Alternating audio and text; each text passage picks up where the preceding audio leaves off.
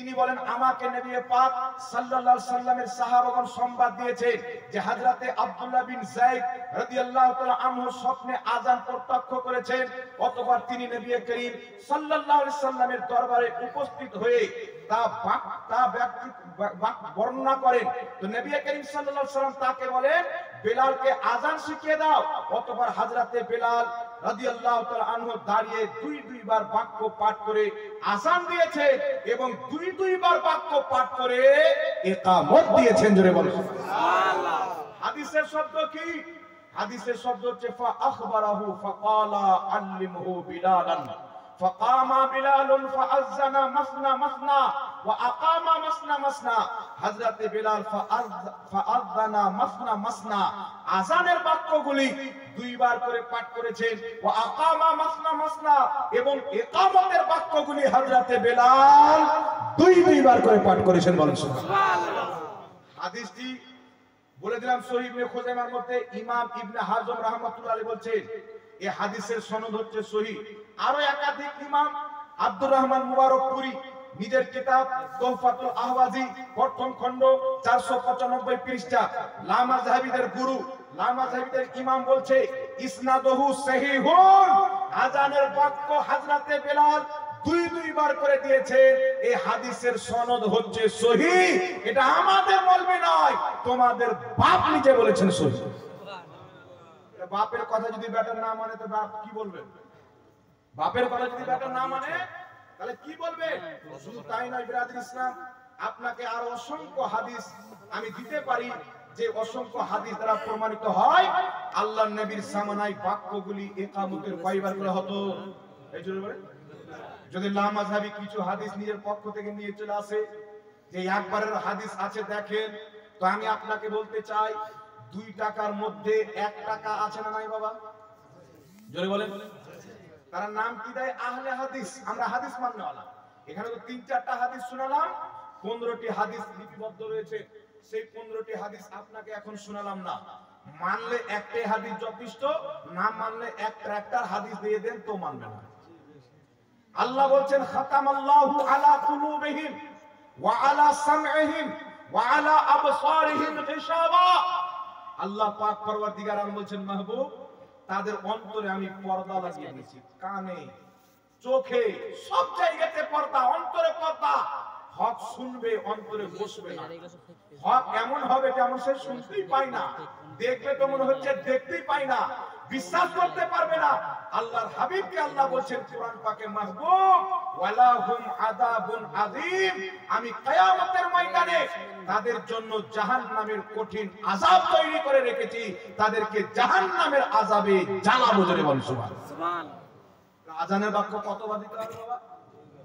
লামাযহাবিকে বলবেন একটা হাদিস যদি নিয়ে আসে বলবেন বল, তোমরা তো নিজেকে আহলে হাদিস বলো, আমাদের মৌলবি মাত্র 4টা হাদিস শুনিয়ে দিয়েছে, কিন্তু হাদিস 15-20টা আরো আছে।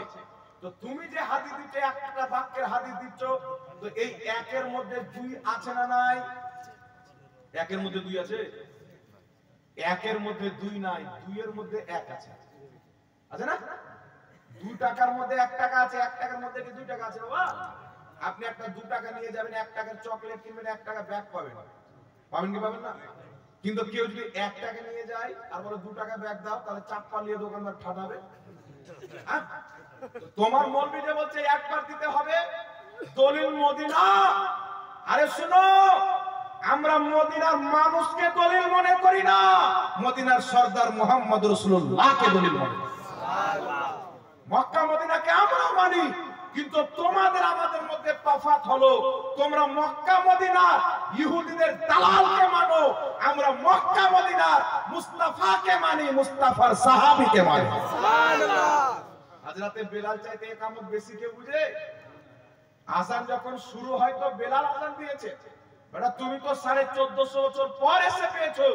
হযরতে বেলাল রাদিয়াল্লাহু তাআলা আনহু যখন আযান আল্লাহ তাবারাক ওয়া তাআলার পক্ষ থেকে স্বপ্নের মাধ্যমে জানানো হয়েছে, আমার নবী মুস্তাফা হযরতে বেলালকে দিয়ে ইসলামের আযান চালু করেছেন। জোরে বলেন সুবহানাল্লাহ। তাহলে বেলালের চাইতে আযান বেশি কেউ বুঝবে বাবা? ইকামত বেশি কেউ বুঝবে? কেউ বুঝবে না। সুতরাং আযানের বাক্য 2 বার দিতে হবে। কেউ যদি একটা হাদিস দেয় তাকে বলবেন আমরা একটা হাদিসের উপর আমল করি, দুটার উপর আমল করি। কারণ কেউ যদি দুইবার বাক্য বলে তো দুইবার আগে একবার বলতে হবে, ডাইরেক্ট দুইবার হবে কি? আমি যদি আপনাকে বলি এককে বাদ দিয়ে দুই বলেন তো, আপনি বলবেন দুই, তাহলে এক কোথায় গেল? তা কি বলেন? তো আমরা যে দুইবার তাকবীর দিই, কেউ যদি একটা হাদিস নিয়ে আসে যে একবার তাকবীর আছে, তারে বাবা একবার তো আমাদের অলরেডি হয়ে যায়। আগে তাকবীর দিতে গেলে দুইবার দিলে আগে তো একবার বলতে হয়। তাই আমাদের একটার হাদিসও আমল আছে, দুটোর হাদিসে আমল আছে। তাহলে হাদিস মান্যকারী যদি কেউ সঠিক হয় তারা সুন্নি জামাতের ব্যক্তি, আর তোমরা একটার হাদিস নিয়ে দুটোর হাদিসকে বাদ দিয়ে দিয়েছো, তো তোমরা হাদিস মান্যকারী নয়, হাদিস চুরিকারী। হাদিস চুরি করনেওয়ালা, আর চুরি করনেওয়ালা হাদিস মান্যকারী নয়, হাদিসের উপরে আমল করনেওয়ালা হাদিস মান্যকারী। জোরে হবে না বাবা সুবহানাল্লাহ? আর একটা মাসলা মা বোনদের ব্যাপারে বলছিলাম, মাসলাটা বলে দিই। আল্লাহর হাবিব কি বললেন? মা বোনেরা নামাজ কিভাবে পড়বেন? চিৎকে সাজদা করবেন, যেমন আমাদের মা বোনেরা করে। আর এ পাল্লা কি কেউ বলছেন যে হানাফি মহিলারা কুকুরের মতো সাজদা করে, তো ওদের মহিলারা ছেলে মানুষের মতো করে নামাজ পড়ে, পুরো মিডলে ফাঁকা রাখে। তো আমি যদি বলি যে ওয়াহাবি মহিলারা ঘোড়ার মতন করে নামাজ পড়ে, মানাবে বাক্যটা? আমরা উত্তর দিলে জাহাঙ্গীর মৌলভী কড়া ভাষা ইউজ করে, জৈসি করনি বাবা ওইসি ধরনি। তুমি যেমন করবে উত্তর তো তেমন করেই পাবে। উংলি যদি না করো তাহলে তোমার উংলি ধরার আমাদের কোনো প্রয়োজন নাই। আমরা আহলে সুন্নাত ওয়াল জামাত দলিল আমাদের মাথার ব্রেনে ধরে নিয়ে ঘুরে বেড়াই। আর আমাদের হিম্মত আছে, তোমাদের হিম্মত থাকলে বসে যাও, প্রমাণ হয়ে যাবে কোন দল সত্য পথে আছে। আজ পর্যন্ত কোন ওয়াহাবী আহলে সুন্নাত ওয়াল জামাতের সামনে বসে জয়লাভ করতে পারেনি, কিয়ামত পর্যন্ত পারবে না। কারণ আল্লাহ পাক বলেছে যা আল হক ওয়া যাহাকাল বাতিল, হক যখন ময়দানে চলে আসে বাতিল লুকিয়ে যায়। জোরে বলো সুবহানাল্লাহ। এবার চলে আসেন ইসলাম। আমাদের মহিলারা বাড়িতে নামাজ পড়ে, পড়ে কি পড়ে না? আপনাদের দক্ষিণ দিনাজপুরে যারা লামাযাবি আছে, আজ থেকে 10 বছর পূর্বে 15 বছর পূর্বে তাদের মহিলারাও বাড়িতে নামাজ পড়তো। পড়তো কি পড়তো না? এখন হঠাৎ করে 2023 সালের ইসলাম নিয়েছে, আমেরিকা থেকে ফান্ডিং করা ইসলাম বলছে মহিলারা আর বাড়িতে নামাজ চলবে না, মসজিদে ধরো। একটা কথা মনে রাখবে, যারা মনে করে মহিলাদের মসজিদে নামাজ পড়তে যাওয়া সুন্নাত, এরা হচ্ছে বিদাতি। যারা মনে করে মসজিদে মহিলাদের জামাত সহিত নামাজ পড়লে বেশি নেকি মিলবে, এরা বিদাতি, পথভ্রষ্ট, জাহান্নামী। আমি আপনাকে চ্যালেঞ্জ করে বলে দিতে চাই, আল্লাহর হাবিব সাল্লাল্লাহু আলাইহি সাল্লামের জামানায় মহিলারা মসজিদে নামাজ পড়তে যেত, কিছু সবাই নয়, মহিলারা মসজিদে নামাজ পড়তে যেত। আল্লাহর নবী বলছেন আল্লাহর বান্দীদেরকে আল্লাহর ঘর মসজিদ আসতে নিষেধ করিও না। তাহলে আমরা কেন মহিলাদেরকে মসজিদে যেতে দিই না? হাদিস তো সহিহ, নবী বলছেন নিষেধ করি না, আসতে দাও। তবে আমার নবী কি বলেছিলেন? আবু দাউদ শরীফের মধ্যে সহিহ হাদিস, যে হাদিসকে সহিহ আবু দাউদে নাসিরউদ্দিন আলবানী সহিহ বলেছেন। হাদিসটি হাকিম আল মুস্তাদরাক আলা সাহিহাইন কিতাবের মধ্যে ইমাম হাকিম রাহমাতুল্লাহ আলাইহি হাদিসটি উল্লেখ করে বলছেন হাদা হাদিসুন সহিহুল ইসনাদ, এই হাদিসের সনদ হলো সহিহ। লামাযাবিদের গুরু আলবানী বলছে হাদিসটি সহিহ। একাধিক ইমাম হাদিসটিকে সহিহ বলেছেন। আল্লাহর নবী বলছেন মহিলাদের মসজিদে নামাজ পড়ার চাইতে তাদের বাড়িতে নামাজ পড়া বেশি উত্তম। বাড়িতে নামাজ পড়া অপেক্ষায় বারান্দাতে নামাজ পড়া বেশি উত্তম। বারান্দাতে নামাজ পড়া অপেক্ষায় ঘরে নামাজ পড়া বেশি উত্তম। ঘরে যে কোনো জায়গাতে নামাজ পড়ার চাইতে বেশি উত্তম তাদের ঘরের একটা কোণাতে নামাজ পড়া। জোরে হবে না সুবহানাল্লাহ? ঘরের কোণাতে নামাজ পড়া বেশি উত্তম। হযরত উম্মে হাবিবা আমার আপনার নবী সাল্লাল্লাহু আলাইহি ওয়াসাল্লামের পিছনে নামাজ পড়ার জন্য খুব লালায়িত, আকাঙ্ক্ষিত। আল্লাহর হাবিবকে বলছেন ইয়া রাসূলুল্লাহ, আমি আপনার পিছনে নামাজ পড়তে চাই, কিন্তু আমার স্বামী নিষেধ করে। আল্লাহর নবী সাল্লাল্লাহু আলাইহি সাল্লাম বলেন, হাদিসটি কোন কিতাব? মুসনাদে আহমদের মধ্যে, সহিহ ইবনে হিব্বানের মধ্যে, মাজমাউ যাওয়াইদের মধ্যে ইমাম হাইসামি হাদিসটি উল্লেখ করে বলেছেন হাদিসের সনদ হচ্ছে সহিহ। আল্লাহর নবী বললেন, শুনো, আমার মসজিদে নামাজ পড়ার চাইতে তোমার গ্রামের মসজিদে নামাজ পড়া বেশি উত্তম। তোমার গ্রামের মসজিদে নামাজ পড়ার চাইতে তোমার বাড়িতে নামাজ পড়া বেশি উত্তম। তোমার বাড়িতে নামাজ পড়ার চাইতে তোমার বাড়ির ঘরের একটা কোণাতে নামাজ পড়া সবচাইতে বেশি উত্তম। জোরে বলেন সুবহানাল্লাহ। হযরত উম্মে হাবিবা তিনার বাড়ির লোকজনকে বলে নিজের ঘরের একটা কোণাতে একটা জায়গা নির্ধারিত করলেন, যেটা অনেক অন্ধকার, কেউ বুঝতে পারবে না ছেলে মানুষ না মেয়ে মানুষ। উনি মরা পর্যন্ত, ইন্তেকাল হওয়া পর্যন্ত ঘরের ওই কোণাতে নামাজ পড়েছেন। সেখান থেকে তিনার জানাজা উঠেছে। তিনি তারপর থেকে কোন মসজিদে নামাজ পড়তে যায়নি। জোরে বলো সুবহানাল্লাহ। এখন আপনারা বলেন তো বাবা, মসজিদে নবী কে তৈরি করেছেন? নবী। মসজিদে নবী মদিনাতে কে তৈরি করেছেন? আমাদের নবী। আর ভারতের মসজিদ কে তৈরি করেছেন? আমাদের মসজিদ আমরা করেছি, আপনাদের মসজিদ আপনারা করেছেন, তাই তো? আর লামা সাহেবদের মসজিদ আমেরিকার ফান্ডিং এ অনেকটা তৈরি হয়েছে, অনেকটা নিজে করেছে, অনেকটা ফান্ডিং এ করেছে। আচ্ছা বলেন, নবীর তৈরি করা মসজিদের মতো পৃথিবীর কোন মসজিদ হতে পারে বাবা? মাসলাটা ধ্যান দিয়ে শুনেলেন মা বোনেরা, আপনারা ভালো করে শুনেন। নবী আপনাদেরকে সুসংবাদ দিয়েছে, নবী পাক আপনাদের জন্য সহজ করে দিয়েছেন। আল্লাহর নবীর মসজিদে কেউ যদি নামাজ পড়ে, সারা পৃথিবীর যে কোনো মসজিদে নামাজ পড়েন, বাবর বাদশাহ তৈরি করা মসজিদে নামাজ পড়েন, শাহজাহান বাদশার মসজিদে তৈরি করা নামাজ পড়েন, দিল্লি জামা মসজিদ, পৃথিবীর যে কোনো মসজিদে নামাজ পড়েন, সেই মসজিদে নামাজ পড়া অপেক্ষা মক্কাতে নামাজ পড়া সবচাইতে বেশি নেকি। আর মক্কার পরে সারা পৃথিবীর মসজিদের মধ্যে সবচাইতে বেশি নেকি হচ্ছে মুহাম্মদ রাসূলুল্লাহর তৈরি করা মসজিদে নববিতে নামাজ পড়া। জোরে বলো সুবহানাল্লাহ। এত মসজিদ যেখানে নামাজ পড়লে হাজার গুণ বেশি নেকি। আল্লাহর হাবিব সাল্লাল্লাহু আলাইহি ওয়াসাল্লাম বলছেন, আমার মসজিদে নামাজ পড়ার চাইতে তোমার গ্রামের মসজিদে নামাজ পড়া বেশি উত্তম। গ্রামের মসজিদে নামাজ পড়ার অপেক্ষা বাড়িতে নামাজ পড়া বেশি উত্তম। বাড়িতে নামাজ পড়া অপেক্ষা ঘরের একটা কোণাতে নামাজ পড়া বেশি উত্তম। তো বুঝা গেল, পৃথিবীর সমস্ত মহিলাতে যদি কোন মসজিদে কোন মহিলা নামাজ পড়ে, আর কোন মহিলা যদি তার ঘরের কোণাতে নামাজ পড়ে, আমার নবীর ফরমান মোতাবিক, নবীর হাদিস মোতাবিক, ওই মহিলার নামাজ সবচাইতে বেশি উত্তম যেই মহিলা নিজের ঘরের কোণাতে নামাজ পড়ে। কি প্রমাণ হলো?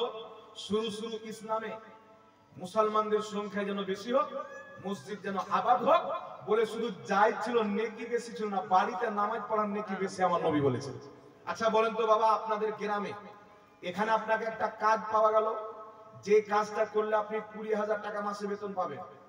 আর দিল্লিতে একই কাজ দিল্লিতে পাওয়া যাচ্ছে, ওখানে আপনাকে 5,000 টাকা বা 10,000 টাকা বেতন দেবে। তাহলে আপনি কোথায় যাবেন? দক্ষিণ দিনাজপুরে একটা কাজ পেলেন, 30,000 20,000 টাকা বেতন। একই কাজ দিল্লিতে পাচ্ছেন 10,000 টাকা বেতন। তাহলে আপনি যদি এখানকার ছেড়ে দিল্লিতে যান, তো আপনার গ্রামের লোক বলবে লোকটা পাগল, লোকটা গাধা। কেন?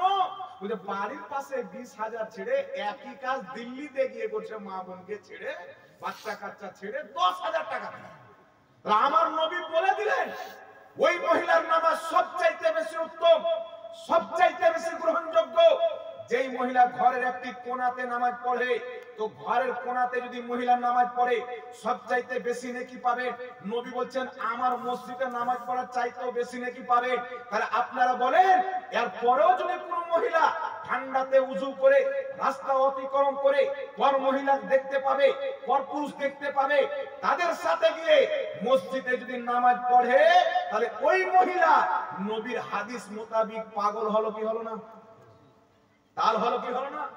বাড়ির ঘরে বেশি নাকি সোনা, 1 কিলো সোনা ঘরের কোণায় রাখা আছে, আর এ বেচারি 1 কিলো তামা আনতে দূরে যাচ্ছে। তাহলে মনে করতে হবে আর ব্রেন টাল মেরেছে। এই জন্য বাবা, নবীর জামানায় যাই ছিল, কিন্তু নবী পাক পরে বলে দিলেন, বাড়িতে নামাজ পড়ে মহিলারা মসজিদ ছাড়তে আরম্ভ করেছিলেন। হযরত ওমর ফারুকের যখন জামানা আসলেন, হযরত ওমর ফারুক রাদিয়াল্লাহু তাআলা আনহু বললেন, আজ থেকে মহিলাদের বাড়িতে মসজিদে নামাজ পড়া ব্যান। তিনি মহিলাদের মসজিদে নামাজ পড়া বন্ধ করে দিলেন। আর আমার আপনার নবী বলেছেন, আলাইকুম বিসুন্নতি ওয়া সুন্নতি খুলফায়ে রাশিদিন আল মাহদিয়িন, আমার সুন্নাত, আমার খলিফাদের সুন্নাত তোমাদের জন্য জরুরি। আর হযরত ওমর ফারুক হচ্ছেন আমার আপনার নবীর দ্বিতীয় খলিফা। হযরত ওমর ফারুক যখন ব্যান করে দিলেন, বুখারী শরীফের মধ্যে হাদিস, মহিলারা নবীর স্ত্রী আম্মা জান আয়েশা সিদ্দিকা রাদিয়াল্লাহু তাআলা আনহার নিকটে গেলেন। যাওয়ার পরে বলছেন, উম্মুল মুমিনিন, আল্লাহর হাবিব সাল্লাল্লাহু আলাইহি ওয়াসাল্লাম আমাদেরকে মসজিদ আসতে অনুমতি দিয়েছিলেন, হযরতে উমর ফারুক নবীর দ্বিতীয় খলিফা নিষেধ করে দিলেন। আপনি কি বলছেন? হযরতে মা আয়েশা সিদ্দিকা রাদিয়াল্লাহু তাআলা আনহা বললেন, তোমাদের যা হুলিয়ে বানিয়ে নিয়েছো, চরিত্র বানিয়ে নিয়েছো, বর্তমানে রাসূলের পাক যদি জাহিরি জিন্দেগিতে থাকতে ওটাই হুকুম দিতেন যেটা উমর ফারুক দিয়েছেন। সুবহানাল্লাহ। আমার নবী যদি বর্তমান জাহিরি জিন্দেগিতে থাকতেন, আল্লাহর হাবিব সাল্লাল্লাহু আলাইহি সাল্লাম তোমাদেরকে মসজিদে আসতে নিষেধ করে দিতেন। এখন আপনারা বলেন, হযরতে মা আয়েশা, হযরতে উমর ফারুক নবীর হাদিস বেশি বুঝে না আজকের মৌলবি বেশি বুঝে? জোরে বলেন। আজকের মৌলবি বেশি বুঝে না উমর ফারুক বেশি বুঝে? তো হযরত উমর ফারুক ব্যান করে দিলেন, হযরতে মা আয়েশা ব্যান করে দিলেন। এখন আপনারা বলেন, সাহাবায়ে কেরামের জামানার মহিলারা তাদের চরিত্র বেশি ভালো না আজকের মহিলাদের বেশি ভালো? জি, খায়রুল কুরুন নবী পাক ওই জামানাকে উত্তম জামানা বলেছেন, খায়রের জামানা বলেছেন, ভালো যুগ বলেছেন।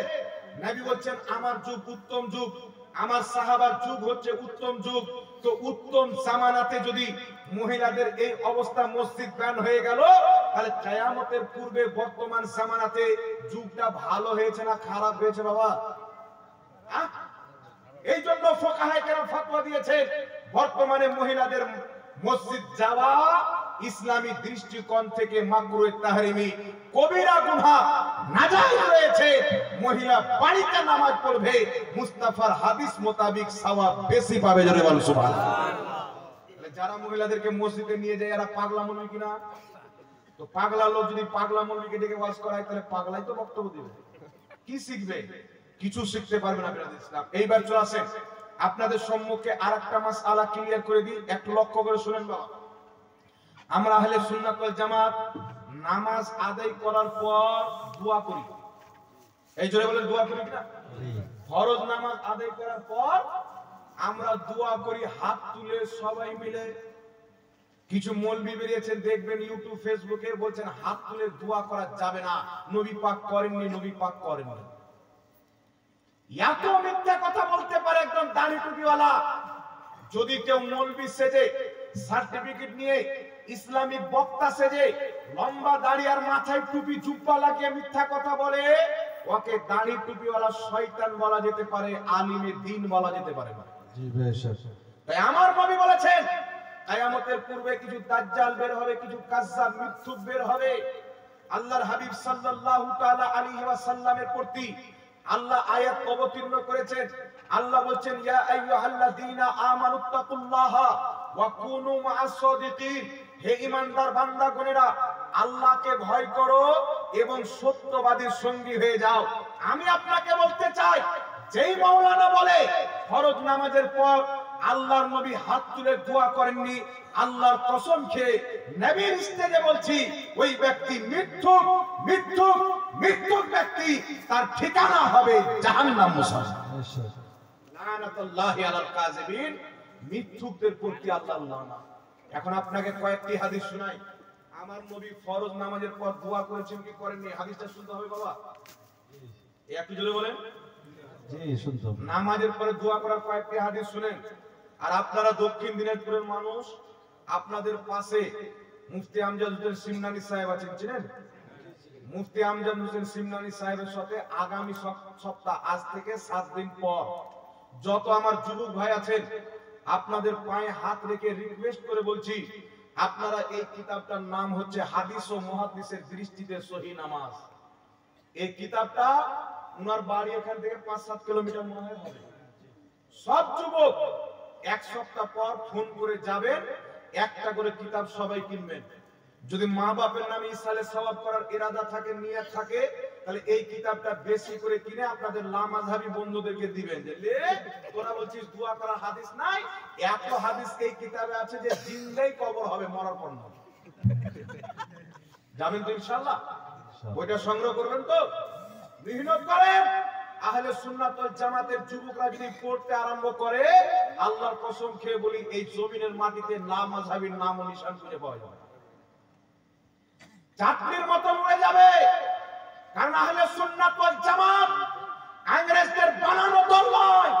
আহলে সুন্নাত ওয়াল জামাত খাজা মঈনুদ্দিন চিশতির জামাত, আহলে সুন্নাত ওয়াল জামাত গাউসে বাগদাদির জামাত, আহলে সুন্নাত ওয়াল জামাত জুনাইদে বাগদাদির জামাত, আহলে সুন্নাত ওয়াল জামাত সিরাজউদ্দিন আখি পাকের জামাত, আহলে সুন্নাত ওয়াল জামাত আলাউল হক বান্ডারির জামাত, আহলে সুন্নাত ওয়াল জামাত ইমামে আজম আবু হানিফার জামাত, আহলে সুন্নাত ওয়াল জামাত কারবালার ইমামে হুসাইনের জামাত। জোরে বলেন সুবহানাল্লাহ। নারে তাকবীর, নারে রিসালাত, নারে হায়দারি, উলামায়ে আহলে সুন্নাত, নারে তাকবীর, নারে রিসালাত। যারা বলে যারা ফরজ নামাজের পর দোয়া করে বিদআত নাজায়েজ, কিন্তু আমার নবী কি বলেছেন শুনবেন বাবা? জি, লক্ষ্য করে শুনলেন, আমার পূর্বে 2-3 ঘন্টা আপনারা শুনলেন।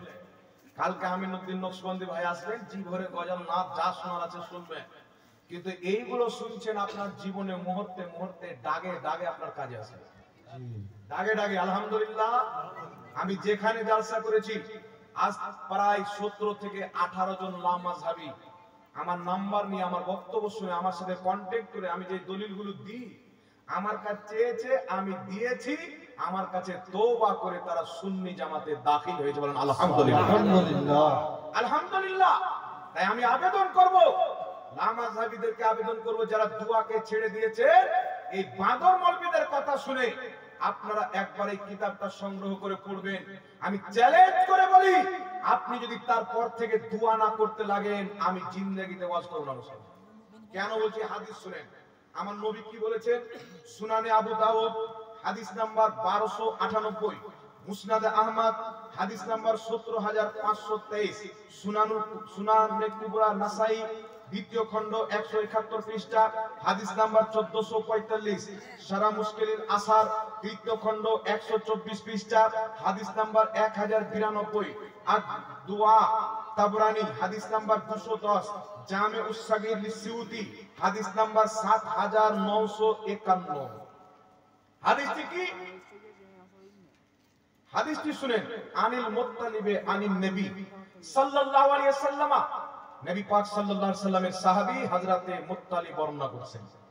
কি বর্ণনা করছেন? আনিন নবী সাল্লাল্লাহু আলাইহি ওয়াসাল্লাম, নবী থেকে বর্ণনা করছেন, কল, নবী পাক বলেছেন, as-salatu masna masna anta shahada fi kulli rak'atayn wa anta ba'asa wa tamaskana wa tuqni'a bi yadayka wa naqul allahumma faman lam yaf'al dhalika fahiya khidajun। সুবহানাল্লাহ, সুবহানাল্লাহ।